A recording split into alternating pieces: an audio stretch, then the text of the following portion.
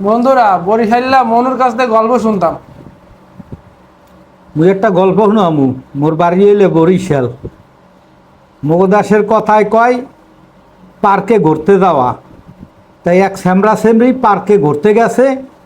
যাওয়ার পরে সেমরিটা কইতে আছে, মনু মোরে 10টা টাকার বাদাম কিনে দাও না। তখন ছেলেটাই করলো কি, বাদামালারে ডাকিয়া মাইয়াটার 10টার বাদাম কিনে দিছে। বাদাম দেওয়ার পরে মাইয়াটার আধেউনে একটা বাদাম নিচে পড়িয়ে গেছে। তখন ছেলেটা যখন তুলতে গেছে, মাইয়াটাই কইতে আছে পড়িয়ে গেলে তুলতে হয় না।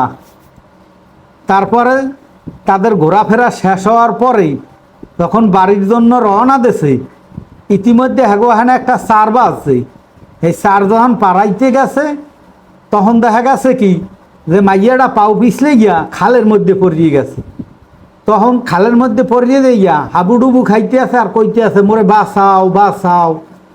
তখন ছেলেটা কইয়ে উঠছে, ও মনু তুই দেই কইলি পড়িয়ে গেলে তুলতে হয় না, তাই এখন তুই পড়িয়ে গেছ মুই তোরা তুল মুখা। বন্ধুরা কেমন লাগলো অবশ্যই কমেন্টে জানাবেন। ধন্যবাদ সবাইকে।